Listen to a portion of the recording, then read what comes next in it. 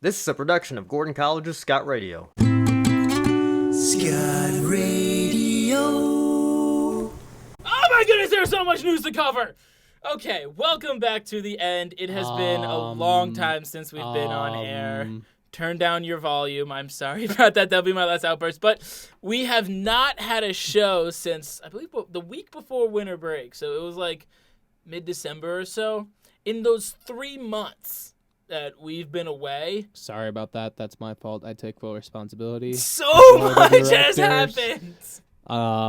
Yeah, so He almost died like in 5 times. In summary, hell is frozen over. Donald Trump has a 50% approval rating, and somehow I am in love now. I don't know how this happened. All right, well, Ben, what's new with your life? Fantastic. Yeah, All right, anyway, we have Yes. Ben Schneider on our show. I don't know how to respond to that, Chase. I'm You're sorry. welcome. We have Ben Schneider on the show tonight, host of the Photo Finish, which is Mondays at 8 o'clock, I believe. The Ben Schneider show is Ben Mondays Schneider. at 7. He's got 2 now. Photo Finish really is coming greedy. on right after this show tonight. So All right, yeah, well, So please tune in. I'm your host, Chase Draus, alongside my equal parts host, Liam Carroll. Hello. Let's get right into the news because we were supposed to start early and a lot of crap happened. I don't take any responsibility and therefore take all the responsibility. So, All right. sports.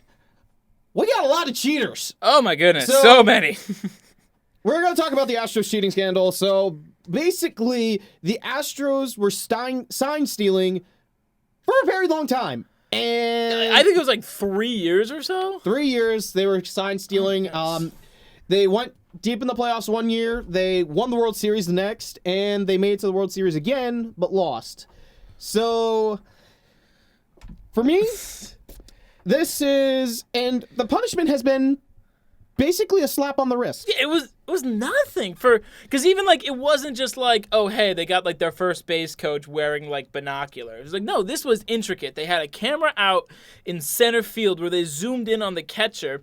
Then they send those signals to the clubhouse onto a TV that they had set up, and then how they would communicate to the batters whether a breaking ball or off-speed pitch was coming.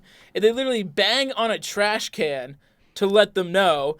And then additionally, there were some things that they had like literal buzzers inside like the guy's armpits or in their batting gloves or so that it has would that like been confirmed? it's they think they have pictures. Because I know of there was it. that video with Altuve. Yeah, without covering Altuve. his- He said it was like a new tattoo on his collarbone. And we're like, Is it, But- though?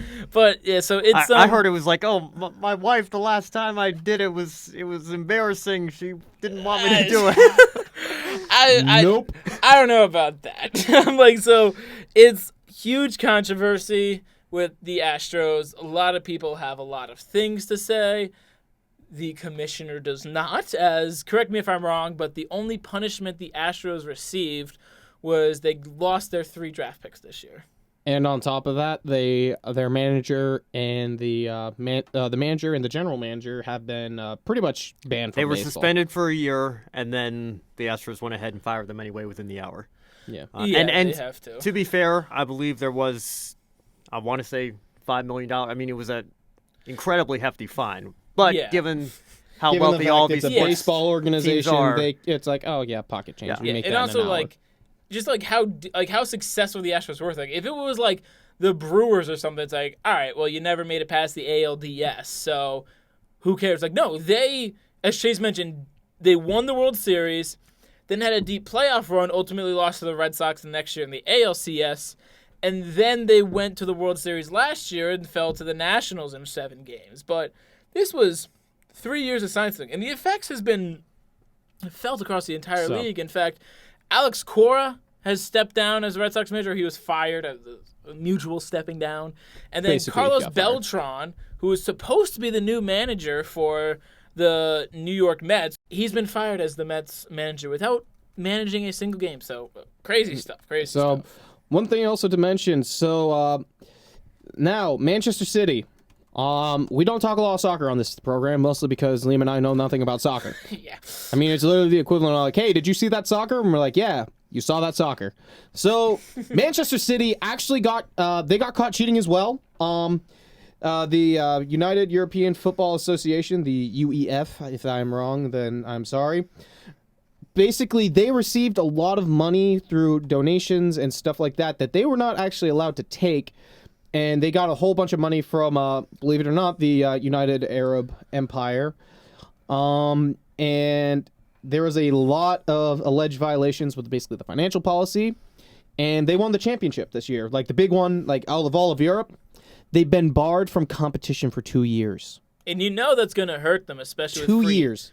because then the players they have, they're going to leave for free agency, and they can't develop players during that time because they can't get them in-game experience. I think they're screwed. I genuinely think that they are screwed, and I think that if the MLB really wanted to come down hard on cheaters, what they should have done is that they should have barred the Astros from playoff contention. You want them to feel the effects. You want to set a precedent that, hey, we do not condone cheating in any way. Bar them from the playoffs. I guarantee you, players are going to leave. People aren't going to want to come in there in free agency. And on top of that, the fans are going to be livid because they lose a whole lot of playoff money. Because, I mean, seriously, we got nosebleed tickets to the ALDS. Curiosity of Mom and Dad, thank you. Yeah, and they were $120 per standing room. $120.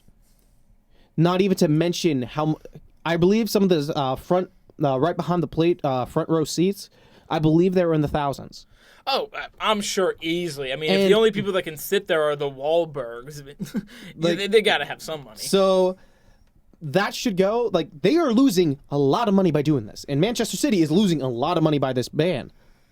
But yet, the MLB, well, we don't want to come too hard. It literally goes back to the Black Sox scandal.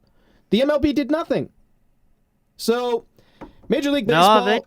they did stuff during the Black Sox. I mean, and that was when, baseball kind of exploded in the roaring 20s, the 1920s. Well, that was because of Babe Ruth, and Babe Ruth basically saved the idea of baseball. Because, the Black Sox That's players, and since they got... Well, see, here's the thing.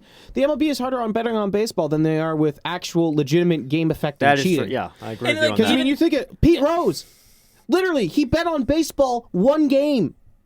And he got... Oh, okay. Was it a season? Or No, it was like his entire career, he was betting on his team, and it was never confirmed or denied whether or not he he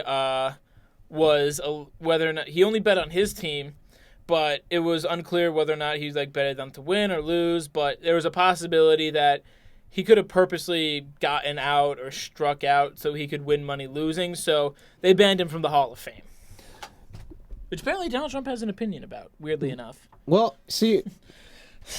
Yeah, he tweeted about it one day just out of the blue, and I'm like... I think, but given all the crap that's been going on with the sign stealing with the Astros and all the steroid stuff, dude, put Pete Rose back in the Hall of Fame. All right? Plain simple. Because you know what? He deserves that spot. He changed the game of baseball. Yeah, he may have, the whole gambling thing, that's minor in comparison compared to the steroid and the cheating scandal, in my opinion. Yeah. That's my take. Let me ask you guys this, because I know I definitely have my opinion on this issue. Do you think the title should be vacated? No. No, I don't think I so. agree. You can't just give it to the Dodgers now. Because LA came out and said, we don't recognize the Astros and Red Sox titles, and we're like, oh, boo-hoo, cry me a river, LA.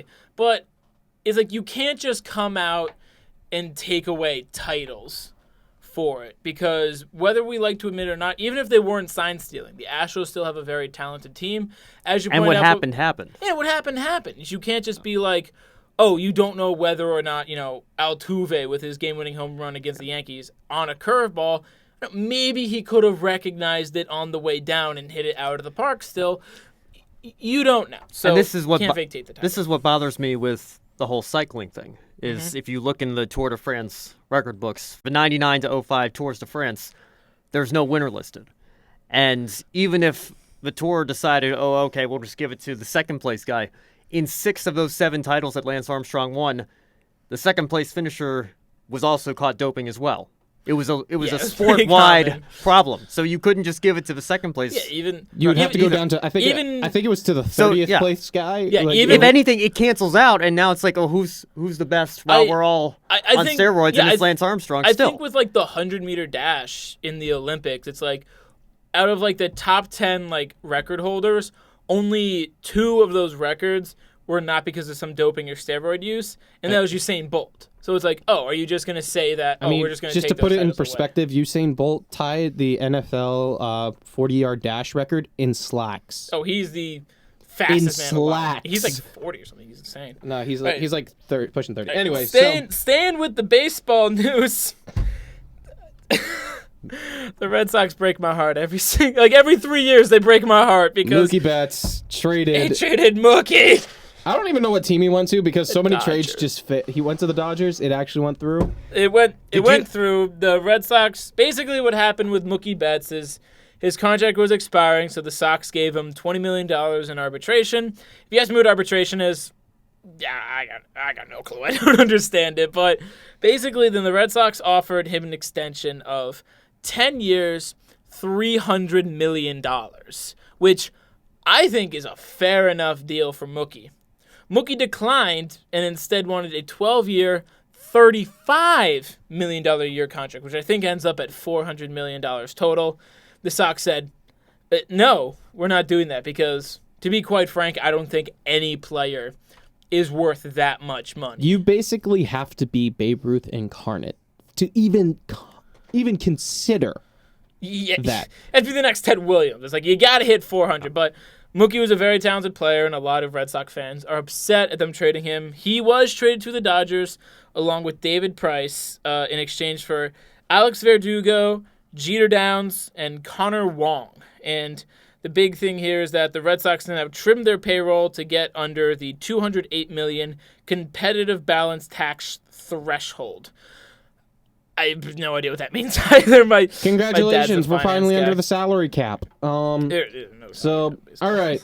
Now, Did you guys know Mookie Betts is a member of the PBA, the Professional Bowlers Association? I actually didn't know that. He's that a doesn't ve- surprise He me. bowled a talent- perfect game too. He's a very talented bowler.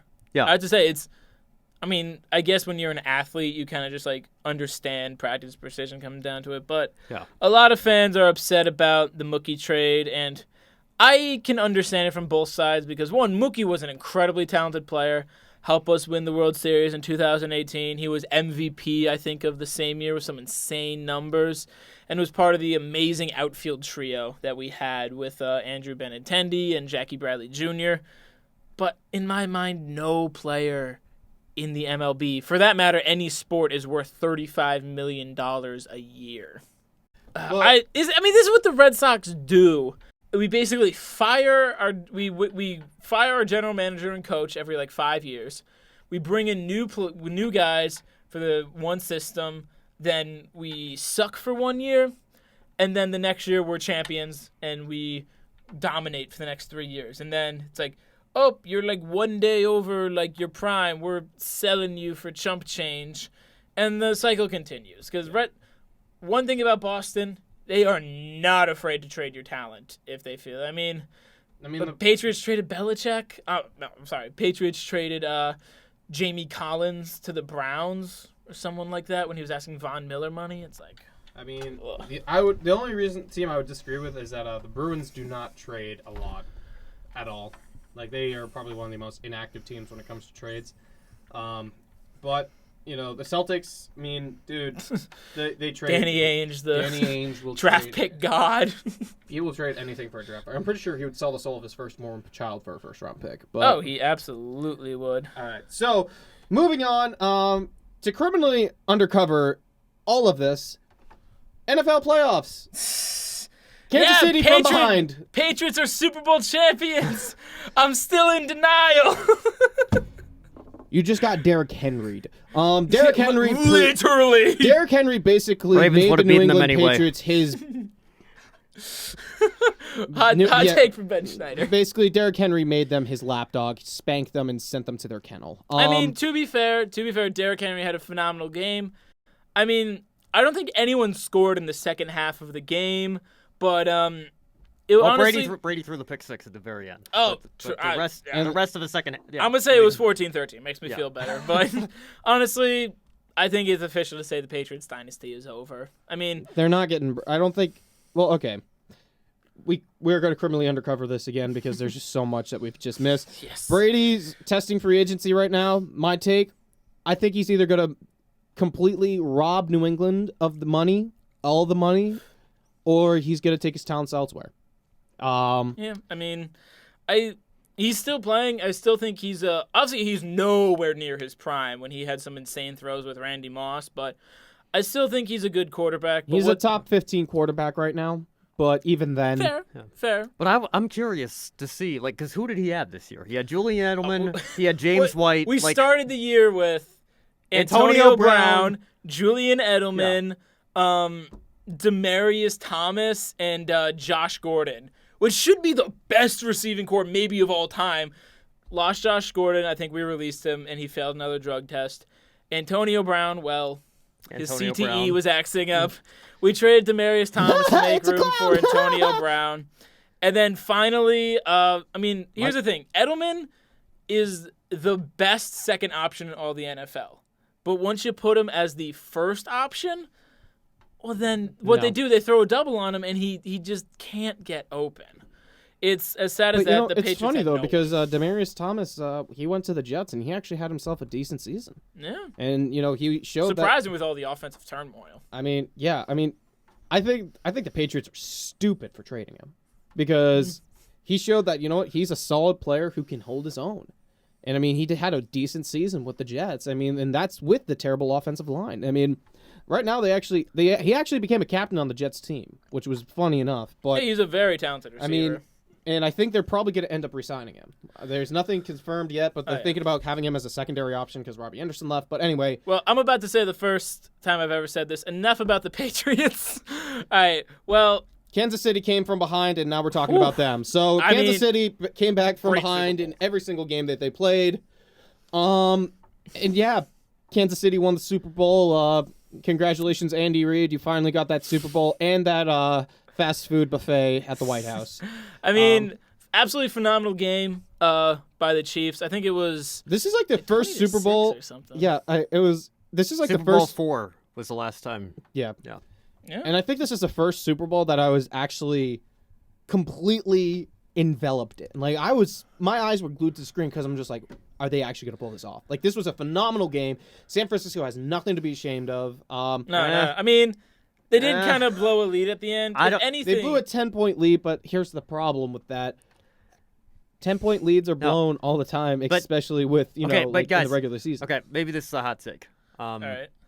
I feel like what Kyle Shanahan did was just as bad, if not worse, than 28-3. Oh, absolutely. Because people always forget, like, the game was 28-9. The Super Bowl 51 was 28-9 going into the fourth quarter. Now, I get that it's a 19-point game, so both touchdowns had to have 2-point conversions, which they got. That's not as common, but still, when you think about it, 2 touchdowns and a field goal in one quarter. If you have a good offense, it's not. You don't see it every day, but it's not that uncommon. They had MVP Matt Ryan that year. Yeah. They had Julio Jones. They had Devontae Freeman. Yeah. Kyle Shanahan has no idea how to close a game. Yeah. He's no idea. What happened earlier this month, the 49ers had a 10-point lead with 6.5 minutes left, and they lost by 11. So they actually gave up more points in 6 minutes than the Falcons did the entire fourth quarter of a 28-3 game. It was Shanahan clearly learned nothing. Oh, no, he did. And I think, if anything, it just showed that while Shanahan may be a better coach than Andy Reid, the Chiefs have so much more talent. Because Garoppolo is a good quarterback. I'll give him that. He might even be borderline great, but he's a system quarterback. And if you go up against Patrick Mahomes, which if after this game you don't think he's the greatest quarterback right now in the game, well, you're just plain wrong. Lamar Jackson. No, I'm not even win a playoff. Most game athletic first, quarterback, maybe. I don't know. Like, I think Lamar Jackson. We're living off a 1-year hype from Lamar. Okay, well, that's the thing. Are you going to live off a 2-year hype with Patrick Mahomes? Yes. All right. Well, okay. I think Lamar Jackson and Patrick Mahomes, I think that's going to be the Brady Manning of this era because they're two very talented quarterbacks. Lamar Jackson, I'd say he's better than Vic. Wow. Like, I know, bold statement, but, and then you have Patrick Mahomes, who's literally, I don't know how he does half the stuff he does.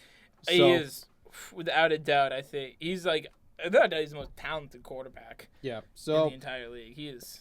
All right, so we gotta crank through this, but right now the draft is coming up soon. Charlie Crasurly, he is an NFL media analyst. He released his draft class, and number 1, Joe Burrow. Ain't no surprise. LSU, they did win the college football championship, well deserved. 42-25. That was another good game, but Joe Burrow played great. Joe Burrow, and then they have Chase Young on the edge going to the Redskins. Yeah, I get that. And then they have just Okuda going to quarterback to the Detroit Lions, and really, it's one of those things where like they need to upgrade their defense because Matthew Stafford can only do so much, but they need to get an offense, but they need to have a defense to actually close it out. I just want to say that like Stafford hasn't had a good team, but I mean, if you look, he had Megatron for like how many years? Even if it was the tail end of Megatron's career, he's still Megatron. Well, and he retired early. Yeah, he did retire retired quite early. So, yeah. I mean, I don't know. I just think Stafford puts up empty numbers because they haven't won a playoff game. I don't think he's ever won a playoff game. I don't think the Lions have. I think he's gonna pull it through. I think give him a good team. I think he will. He's a good quarterback, maybe not an elite quarterback. Oh yeah, but... no, he's not. He's a reliable quarterback. Anyway, so the New York Giants with the 4th pick, they're getting someone random. I have no idea. Some offensive tackle. Dolphins pick up Tua Tagovailoa. Tua. Yeah, from Alabama. I'll be honest, I do not believe Tua can be a quarterback in the NFL because, I mean, I think Lamar Jackson is changing the way that people are drafting because coming in was the number one thing that was said about him. He's quick, he's athletic, but he might be better as a wide receiver or running back because he doesn't have the arm strength. Well, he got it. No, he did. He proved a lot of people, including myself, wrong. I did not think he was going to do well, but I remember you said he was going to be a bust. But I did say that, yeah. And then, but coming in with Tua, if you look, tank for Tua. Tank for Tua. I forget exactly. Oklahoma played Clemson this year. He just looked lost at some points. I think in like the first half, he had like 42 passing yards or something like that. It's like he also did get hurt, that's the big reason why everyone's like, is he actually going to be ready? Personally, I think he should have taken one more year. I'm thinking of Jalen Hurts, my bad. Yeah, you're thinking of Hurts. I'm thinking of Jalen Hurts, my apologies. All right, Justin Herbert's number 6 going to the Chargers. Chargers, basically, they cut ties with Phillip Rivers, so they're going for a quarterback. I mean, sad to see Phillip Rivers go, but to be honest, he's the greatest quarterback that never won a Super Bowl. He's essentially like the Charles Barkley of the NFL, where it's like phenomenal Heckin' right talent. He is. Phenomenal Hold talent. on, I'm having another kid. Plays great, but no one's really going to consider him an all-time great or even elite because, I mean, he has more kids than he does playoff wins, so... And that's saying a lot. That is. He has 9 kids. Anyway, so, and then to kind of cover our teams, the Jets right now, because my team...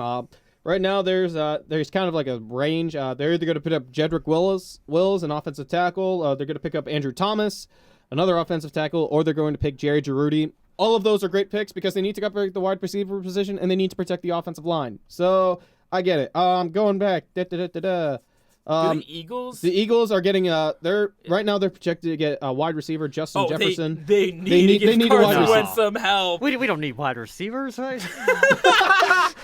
Yeah, Alshon Jeffrey's doing fine. I mean, they can only use Zach Ertz so much. Seriously. Anyway, and then the Patriots, they have a predict to get an edge rusher, Kalavon Chassian, a sophomore LSU. Pick up Thaddeus Moss. Get a tight end. I think they're going to pick him up in the second round. You think he's going to be around in the second round? They don't have him on here right now in the top 32, so I think he would be available. I really like the way he Who's plays. your backup quarterback right now? Is it Stidham? I have no clue. Wait, let me look. Because the Patriots need to get a quarterback. The Garoppolo trade still boggles my mind because I feel like Thank you. I feel like it was another like Joe Montana to Steve Young, Brett Favre to Aaron Rodgers. Like you had the backup waiting, the predecessor right there. And you trade him away for a bag of donuts. So apparently the Patriots' backup quarterback right now is Jarrett Stidham, who's famous for appearing on this Google search. I don't know who he is. Well, okay, he's famous for other reasons. He's the first person to give Jamal Adams a pick 6. So, congratulations. You actually made the Jets look good. You're trash. Yeah, but I mean, I understand the Garoppolo trade. I think it was more personal than business otherwise. Sure. Oh, yeah. Oh, they knew he was a talented quarterback, and they didn't want him. They knew Brady was going to be there for the next 5 years, so they're like, we got to let this guy go. It's more of, we know you're good. Please go make a career on your own. Yeah, and then right now, just kind of give a little bit of context to the people who actually won the Super Bowl. A.J. Terrell is cornerback from Clemson is projected to go to the Kansas City because really they just said, yeah, quarterback, they need it. Anyway. I'd look for Kansas City to try and move that pick. All right. Yeah. And so one of our final topics of sports, Ben, we'll get to your segment real quick. I just want that to end it. The 2020 NBA All-Star Game weekend. I didn't really care that much about it. I mean, Bam Adebayo won skills contest. He hit 3 3-pointers to win, which is 2 more than he's hit all season. I think it was Buddy Hield. Was it Devin Booker that won the 3-point contest? I really just followed the dunk contest. I don't know. The dunk contest stole the show for obvious reasons. And the national anthem of the All-Star game. But it never beat Fergie's jazz interpretation of the Star Spangled Banner. But the dunk contest featured 4 incredibly talented dunkers. Dwight Howard, who exists. Pat Connaughton, who... I didn't know who he was before he's got a nice vertical. Derek Jones Jr., who has won the contest previously. And Aaron Gordon, who, of course, we saw in that legendary dunk showdown with Zach LaVine, which many still consider Gordon should have won. But as we came down to the final 2 between Derek Jones Jr. and Aaron Gordon... Rigged. You're okay, first of all, 2 things. One, Derek Jones Jr.'s dunk, the one before the end, where he was 1 step inside the free throw line and did a windmill, and he finished it hard. It wasn't like a rim grazer. He threw it down. And they gave him a 48 for that. I'm like, you got to be kidding. That's a 50 easily. That's an incredibly hard dunk. And then Aaron Gordon, he brought out the showstopper. He brought out Taco Fall, G League player, tallest player in the NBA at 7'5" tall. That is fun fact. Our own Algernon Terry, also known as AJ Terry, on the Gordon College men's basketball team, actually played Taco Fall in AAU, and he completely smacked him around. He apparently called Taco trash, but he called Taco trash, but it's okay. AJ has the right to talk because he's a lot better than I am. Oh, he's a lot better than all of us combined. They interviewed Taco Fall right after it, and he said that this thing with Aaron Gordon was not planned at all. He had no idea. I believe totally improvised. Basically, Aaron Gordon pulled off an insane dunk where he jumped over Taco Fall. I mean, they could argue he clipped him a little bit at the end. But I think that was more like his hands. His hands, literally, the ball was up and over his head, and he kind of moved his hands forward with him, and he kind of ducked down because he's like, I don't know what's going on here. This has never happened to me before. Yeah, and no one ever dunked on Taco before. And that's the thing. Aaron Gordon, he straight up dunked on Taco Fall. He cleared him. It was two-handed, too. It was And insane. he threw it down. But it got a 47. How do you give a man who jumped over another man who's 7.5 feet tall a 47? I just want to take a moment to apologize to all the people wearing headphones right now, as well as our tech who is probably panting and screaming right now, telling Liam to stop screaming into our microphones. Anyway, apparently, this is what I heard. So, Dwayne Wade gave him a 9. The rapper Conan gave him a 10. Candace Parker gave him a 10. Chadwick Boseman gave him a 9. And then, I think it was, Scottie Pippen gave him a 9. And that's when Derek Jones Jr. the contact is. But according to Common, who during the afterwards he said something went wrong. We agreed we're gonna tie the score just so we could individually pick who the winner was. And that was confirmed by Candace Parker, who also gave him a 10. They said, yeah, we're going to judge it off of that instead of another dunk. So either Dwayne Wade, Scottie Pippen, or Chadwick Boseman messed up because so here's how I explain it. Derek Jones Jr.'s dunk should have been a 50. That should have been a perfect score. And then Aaron Gordon's dunk also should have been a perfect score. But, like, it was... Aaron Gordon's was a better 50 than Derek Jones Jr. I think that they need to increase the scores to maybe 100 total. Or even allow possible decimal points. But Well, it would still be the same skill. You have 100 possible different. yeah, exactly. for a So dunk, that but- would give a bit more leeway on it instead of Yeah. like. Just if you still wanted it to be out of 10, you Yeah, could give but- it 9, or like 9.5 Barstool out of pizza 10, scale yeah. is the best kind of scale. Just That- saying. That's my whole rant on it, but we've Aaron had Gordon- fun so far. But we got to cover something serious that happened This yesterday. is probably the most depressing things we're going to talk about tonight. So if you we're got gonna any, we're gonna hand it over to yeah, Ben, our resident motocross. motocross. I'm sorry, motor driving Motorsports. motorsport Yeah. expert. So we'll hand it over to him. Third for a time's the segment. charm. Ben. Yeah, so the Daytona 500 was last night, had been postponed due to some weather issues. And coming into the trial on the final lap, Ryan Blaney was pushing Ryan Newman, trying to find a way under him or past him, although Blaney actually came out today and said he was, at that point, just going to try to push Newman to a win. Blaney's front bumper and Newman's rear bumper got hooked the wrong way, sent Newman spinning. The car turned over when it got backwards. And Newman was struck in the air, driver's side, in the cockpit area by Corey LaJoie, who had a car underneath him, had nowhere to go. Newman his car continued to slide down the track. Fuel cell started to leak. Small fire started as well. And unfortunately, Newman had to be taken to the hospital. And it was a very frightening scene because Yeah. the safety crew brought out black screens to keep fans from up top from seeing, and media was told to leave the pits, which is never a good sign. Oh. And I mean, just to put it in perspective, this is probably the worst crash we have seen in NASCAR since Dale Earnhardt's tragedy, where he passed. This kind of crash doesn't happen often, and I feel bad for Denny Hamlin because he started celebrating. Yeah, I won the Daytona 500 because he didn't know what happened to Newman. He didn't know, and Yeah, like yeah, then no, people, how's it then going? people started. And I booing. want to be clear too. Hamlin did start celebrating after he won, which, by the way, I'll give credit where it's due. His second Daytona 500 in a row, first time that's happened in 25 years.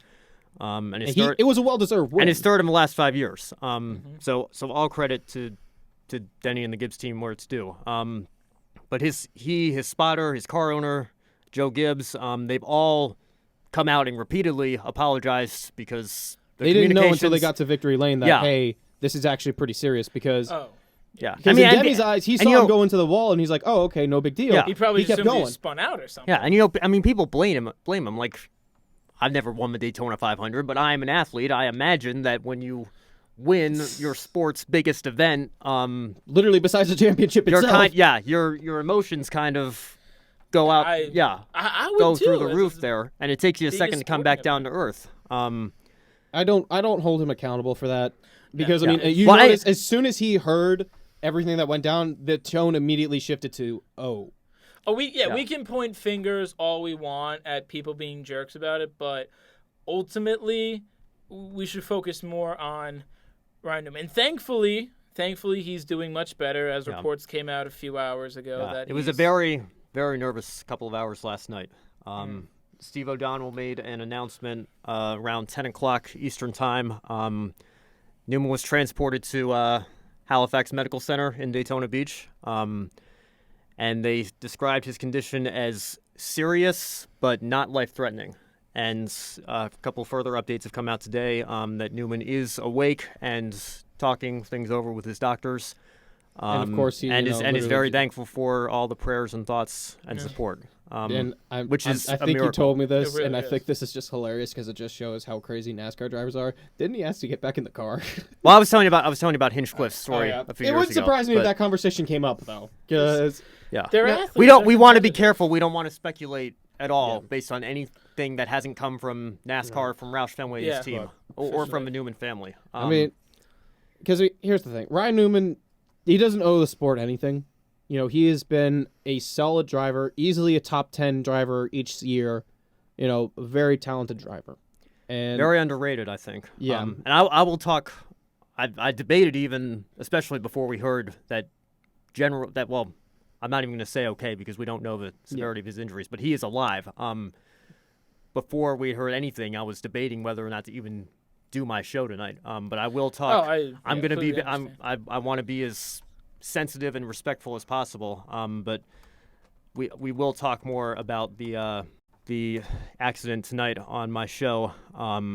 And provide you guys with a little bit more context there. But yeah, just a very, very scary situation for everybody in the NASCAR community. And also, I do want to mention this briefly. Newman and his wife, Chrissy, actually just announced this week that they are amicably separating. So, yeah, they said they are going to continue to raise their daughters together. But that announcement did come out just this week. So it's already been a difficult week for them. And Newman was literally a football field's worth away from winning the Daytona 500 and is now lying in a hospital bed.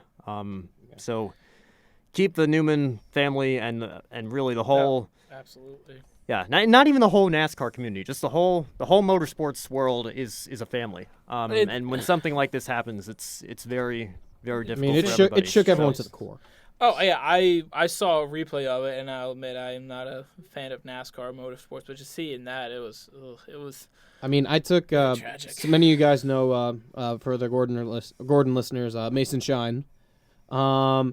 He is not a motorsport fan at all. You know, for me, I'm casual as casual gets. I have made that statement before. I wasn't able. I thought I missed it on Sunday just because I've been working on papers and whatnot. And then on Monday, you know, I have Ben coming in my room. He's like, dude, did you watch the race? And I'm like, wait, that got rained out? And then I heard all this. But I showed it to Mason Shine, and he saw that, and he's like, how is he still alive? Like, this is probably one of the scariest moments. And I would compare this to when the Buffalo Sabres goaltender got his throat slit by an ice hockey got cut by a skate. Because the entire hockey community stood still when that happened. Because it's just a tragedy. You know, and it was just something so scary that everyone was kind of scared of. But, you know, so, Ryan, stay strong. We're praying for your buddy. Pull through. And, you know, no matter what happens, dude, you're still one of the best damn drivers in this company. Stay strong, man. Absolutely. So, all right. So... Two real, one fake news. For those of you who do not know, this is a segment where I come up with fake news and real news, and someone has to determine who it is. All right, gentlemen, laptops close, you filthy cheaters. All right, so... What are you calling me, the Astros? I'm calling you Man City. All right, anyway, so... I'm scared because this one has been around a lot, and I think you guys might have heard this. Probably. I get it. But if not, I might have been able to, I might be able to pull up something else. So it's the fake one. Yeah, maybe. All right, so, man built an entire car out of snow. It was so good the cops gave it a ticket. So, Simon Lepre decided to play a prank on his area's snow removers. The 33-year-old artist and mechanist created a full-size car only using snow, lining up the vehicle to go along with the DeLorean model. So he basically made a DeLorean out of snow. When you have too much time on your hands. Literally. Let's find a second job. Was it just snow, or did he use only props snow underneath? Okay, just Wow. snow. Only snow. Props. The snow. While the snow removers were his target, Lepre, who is based out of Montreal, Canada, instead caught the attention of local law enforcement with his snow car, which featured a real windshield wiper, just to add effect. Of course. And the police officer approached the snow car and, with the intention of writing it a ticket. The cop investigated the vehicle only to discover he had been duped by the design.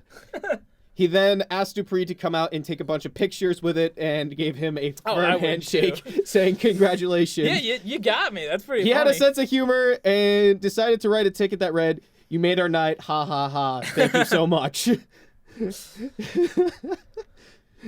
Yep, and Lepre added that to his design Facebook page, and yeah, it was pretty funny. All right. Up next, Chicago marijuana dispensary has some Girl Scouts outside their door as the Girl Scout troop set up cookies in front of the Chicago marijuana dispensary. And let's just say they made a crap ton of money. So the Girl Scout troop went outside to, they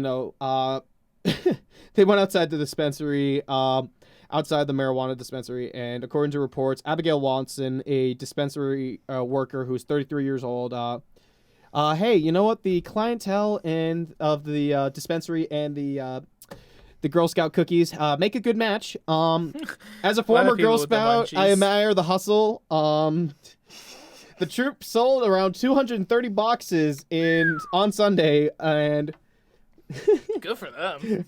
It's A-okay to sell cookies outside of any legal business, including dispensaries.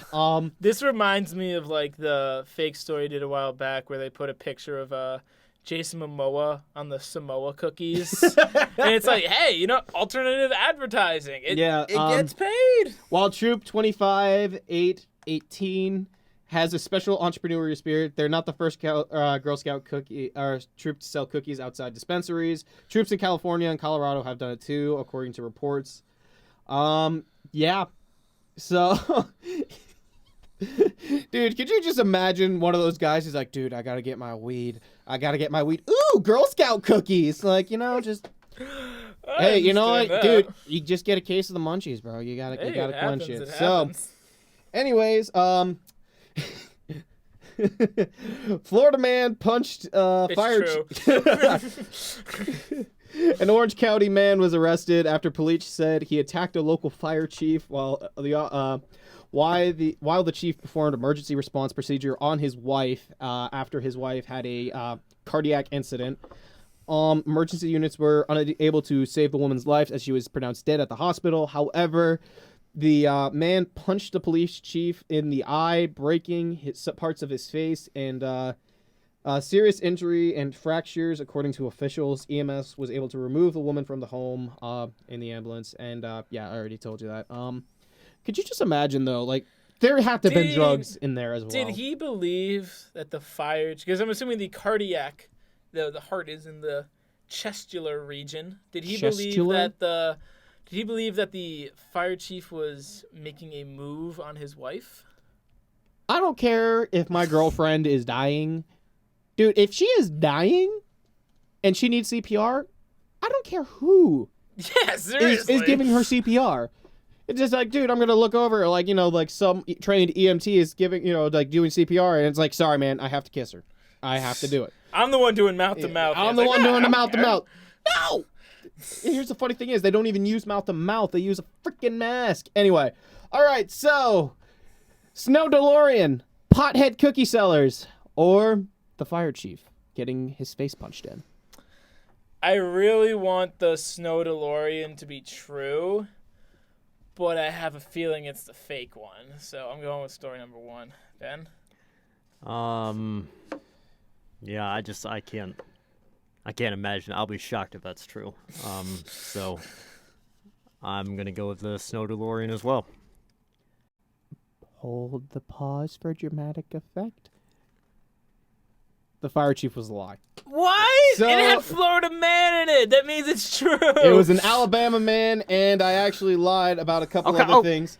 So you changed the name of the state, but the story still happened. Here's the thing. So actually, what happened is that the man was not on any drugs. However, he does have a history of violence, and the woman did not have a cardiac episode. She passed of old age. So.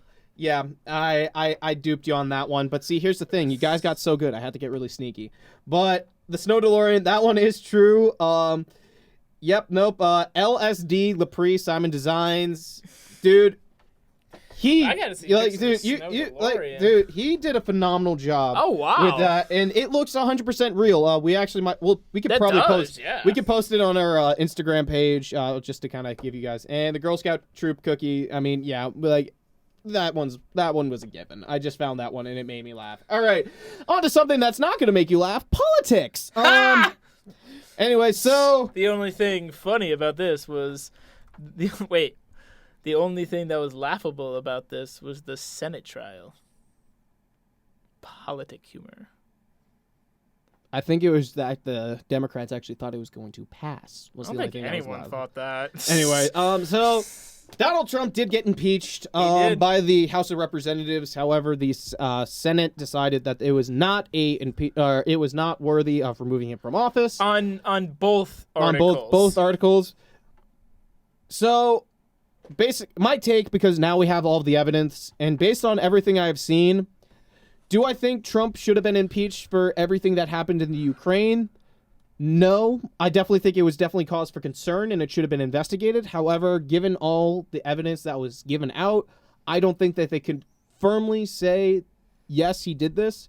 However, I do agree 100% with the impeachment article based on that he meddled with the investigation. Well, I do agree with that. Which was also what they got Bill Clinton for withholding evidence to start. But this whole impeachment trial was surrounded in controversy, not just because President Trump is a controversial president, but additionally during the impeachment inquiry, he blocked White House officials that were subpoenaed from coming in, listing it under executive privilege. He blocked State Department officials that were subpoenaed to come forward and talk about it. And then after he was impeached, you had House Leader, House Representative Nancy Pelosi actually held on to the article of impeachment, which a lot of people did not like, but I understand it for two main reasons. Because before people were fairly certain that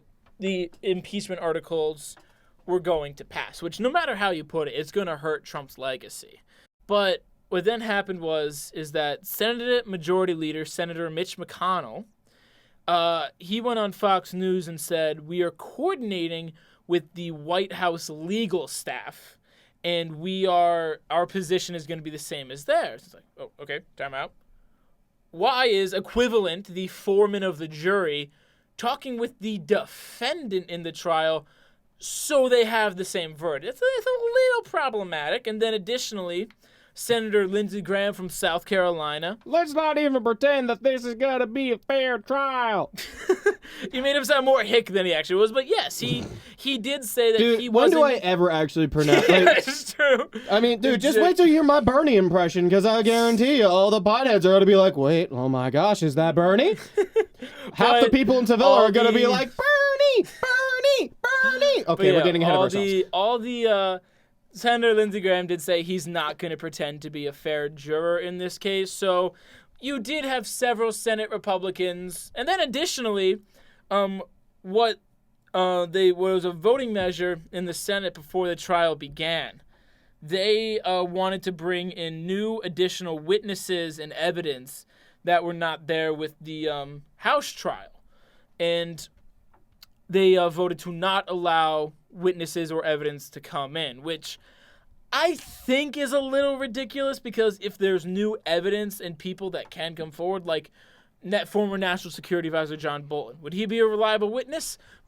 I don't know, because now he's published a book that I think has a lot of attention-grabbing BS in it. But I really I don't know just if he'd this be whole reliable. thing turned into a giant mess, and I really do not appreciate it, solely for the fact that I feel like it was a little bit rushed in the House. You know, want to see it rushed? Just go watch the Senate. 5 days. you actually let me finish my point, just like the Democrats always cutting to the point. Anyway, I'm kidding. That did not make any sense. All right.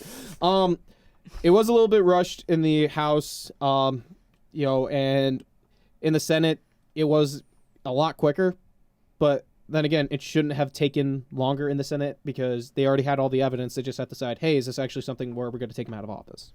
So I can understand that. However, it's hard, and I've said this before and I'll say it again, it's hard to actually take these claims serious when the Democratic Party has cried wolf so many times.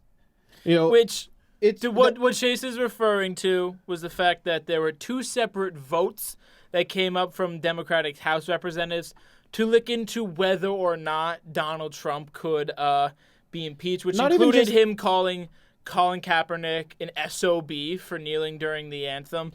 And there was one other thing I exactly forget, but both those votes were shot down by House Leader Pelosi. And on top of that, there also was a couple cases where a lot of people in the media were saying, all right, how do we impeach Trump? Literally from his first day. So you were right. You created a culture where, there's no way that, Trump is going to ever be in office. Like, seriously, like, it can't happen. It can't happen. Oh, my gosh, he's in office. Quick, find a way to get him out. Get him out. Get him out. Get him out. I don't want it. It's it was like on his it's literally like a little day. girl with a spider. It's just like, ew, get it out. It's like, they're doing that with Trump. No, it was also like I didn't appreciate it when on Inauguration Day when you had the whole rallies, people like chanting "Not my president." I'm like, okay, like I told myself I'm gonna give Donald Trump a chance in the office of presidency.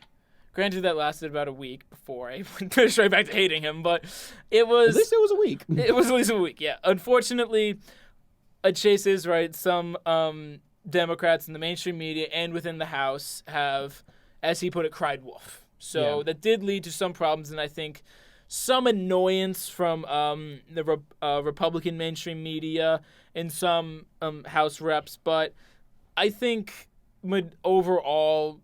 it was a very biased trial. But it was biased in both ways. I will give credit. That Senator Mitt Romney, who most famously had the failed election campaign against Barack Obama in 2012, but he became the first senator ever to vote against party lines, and he voted to, I believe, he didn't vote that for the Ukraine thing.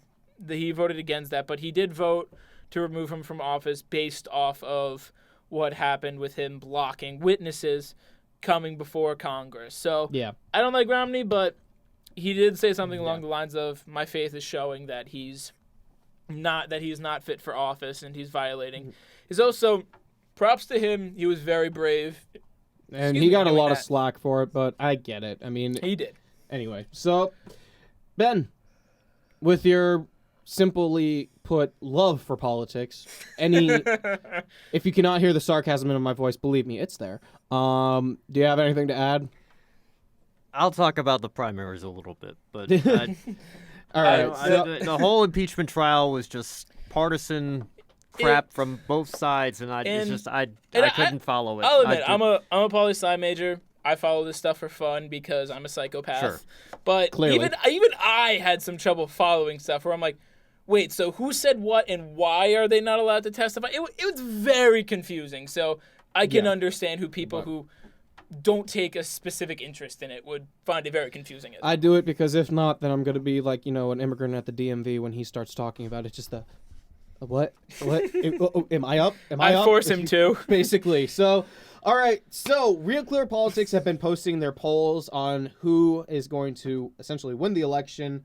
So with the right now, I'm looking at basically everyone's chances of beating Trump, and they have pretty much everyone beating Trump. However, I do not think that is the case because I think the only people who really have a chance of beating Trump, maybe Biden, maybe Sanders. Not now. Yeah.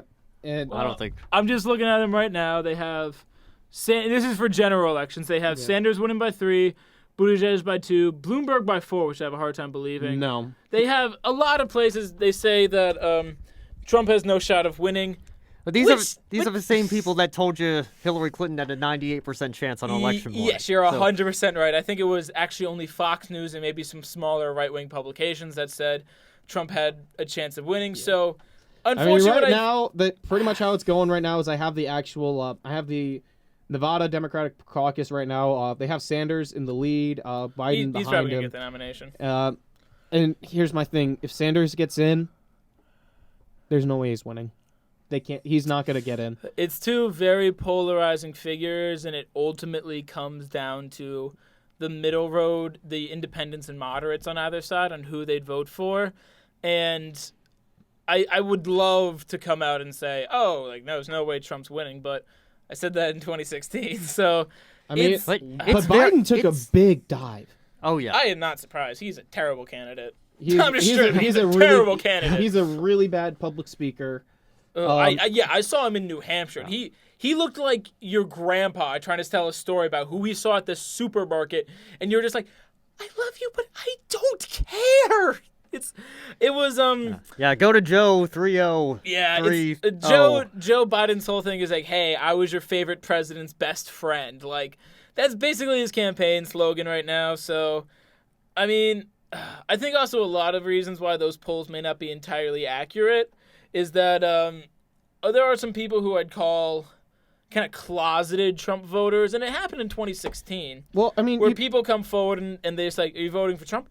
What? No, of course not. I'm not doing that. But they do vote for him, and they just don't want to admit it. And then additionally... It's one of those things where we're creating a culture right now where we're of the mindset where it's us against them in terms of politics. Yep. And it's a very toxic thing.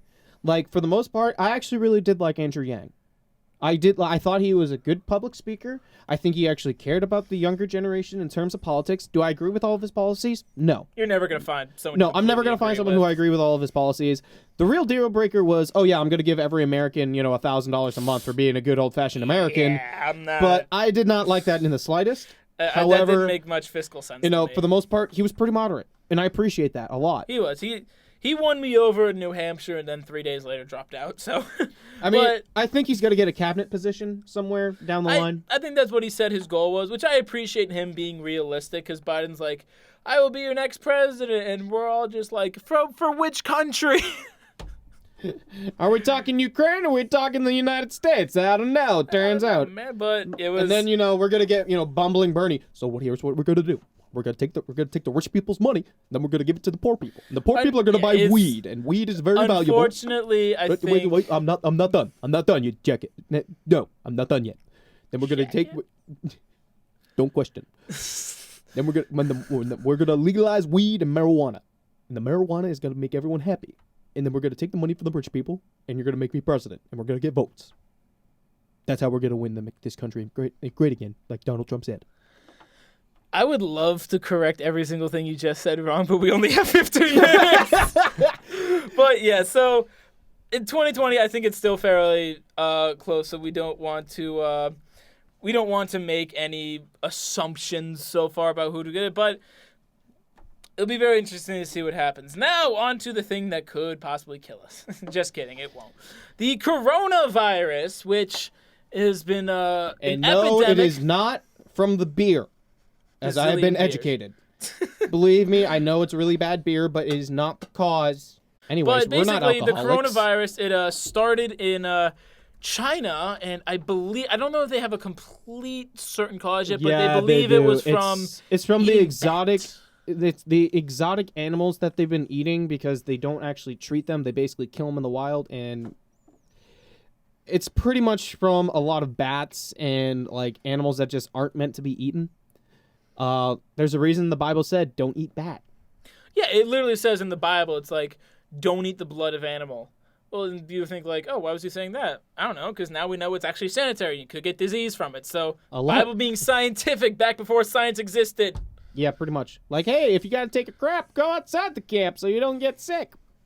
Pretty useless. But so far, the coronavirus has infected, and these are the latest numbers. It will probably change by tomorrow. 75,134 people have been infected.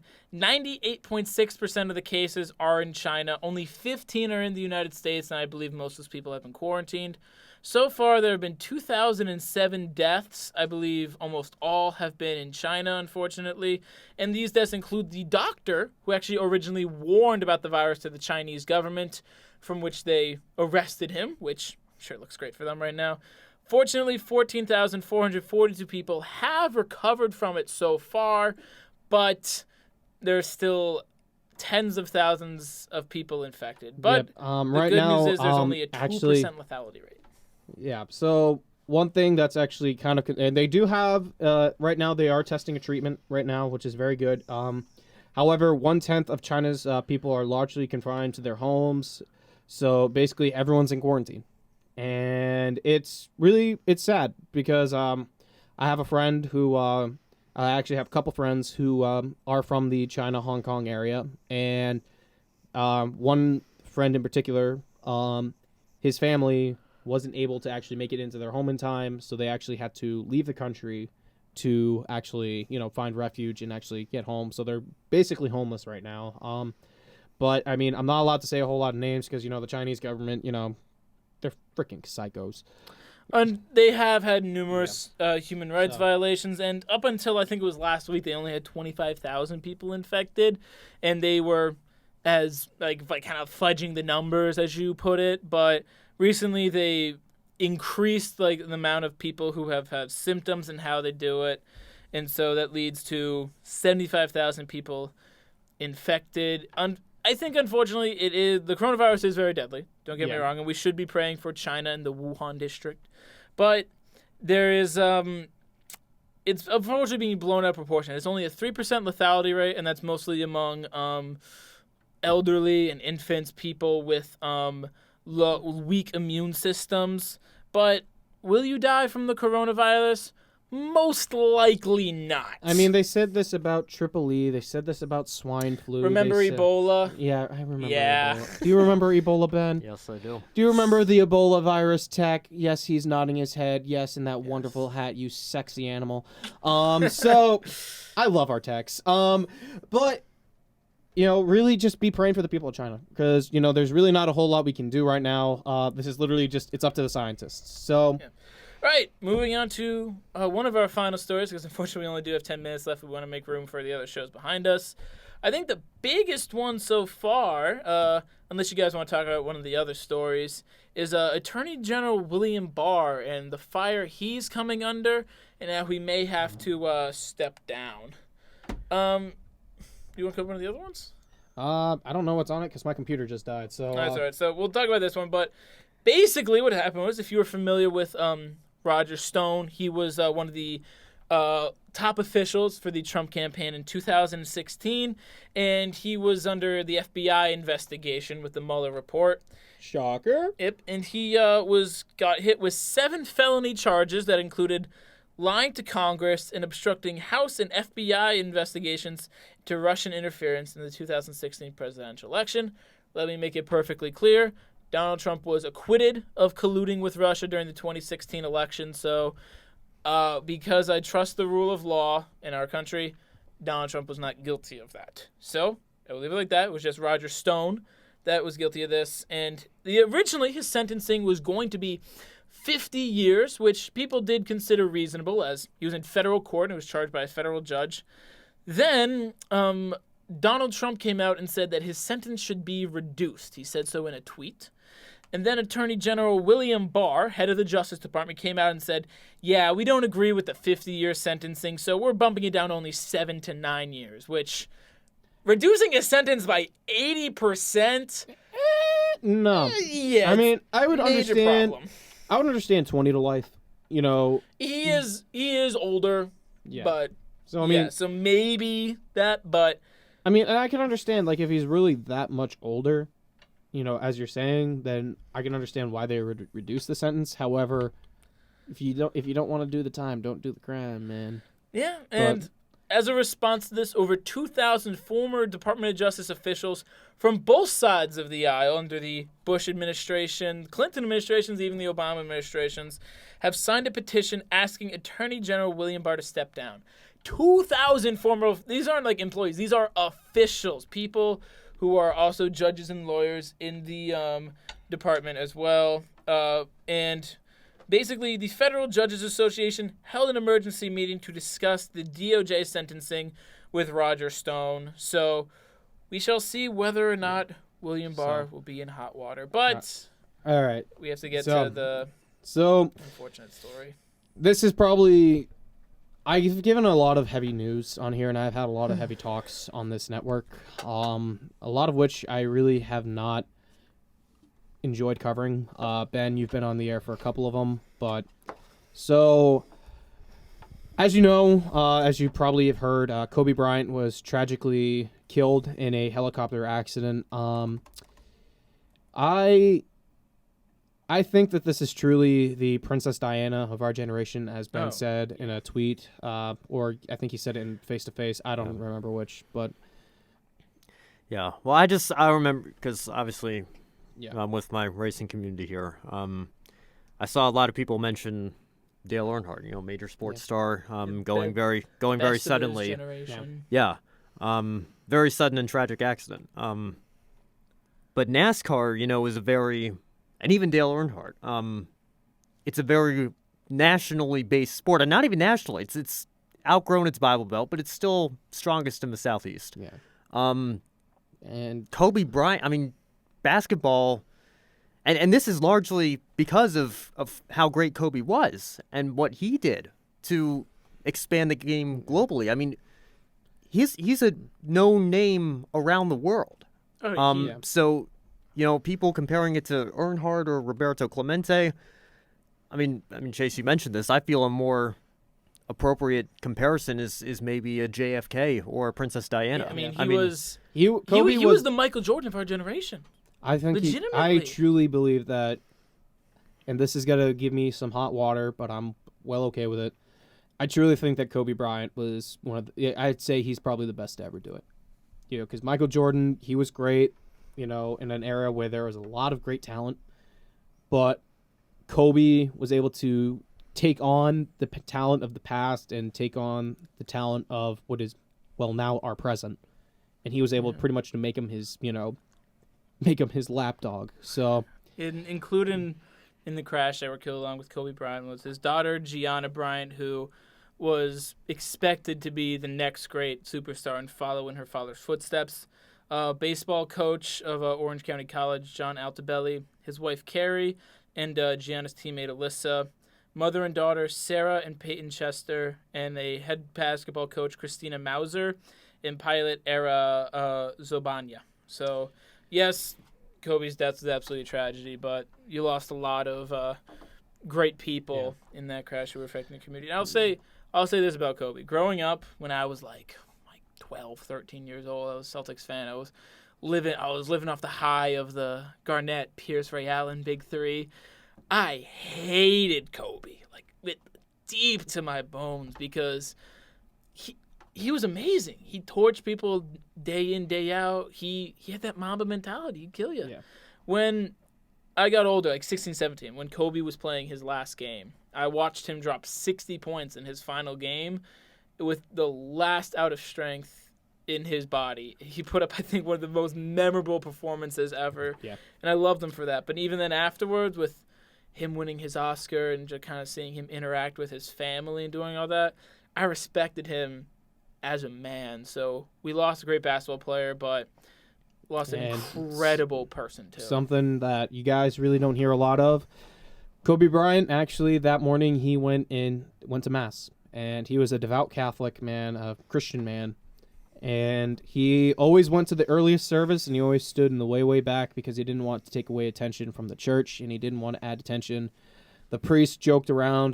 Probably the greatest reason we had Kobe was because, his tithe checks were nice, but in actuality, he said Kobe was a very devout Christian. He was a good man. And he went to God in his biggest trials through all of it. And Kobe Bryant, he's going to be remembered for his basketball career. There's no doubt about it. He was true. I said it once and I'll say it again. I think he's the best to ever do it.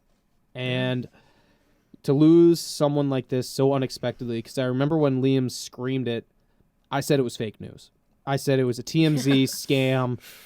And then we actually researched it, and I found out that there was a crash that CBS was reporting on, and I'm like, oh no. The fact that you bring TMZ up, I don't know. I want to.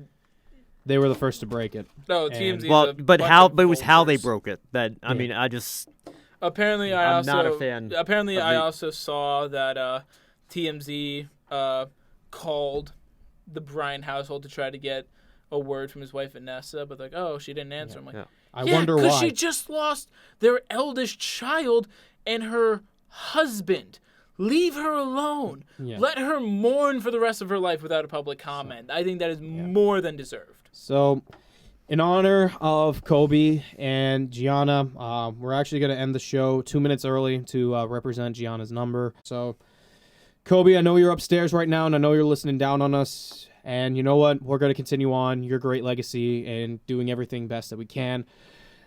Ben Schneider, thank you for joining us. I'm Chase Draus alongside Liam Carroll. Stay classy, Gordon. Peace. Mamba out.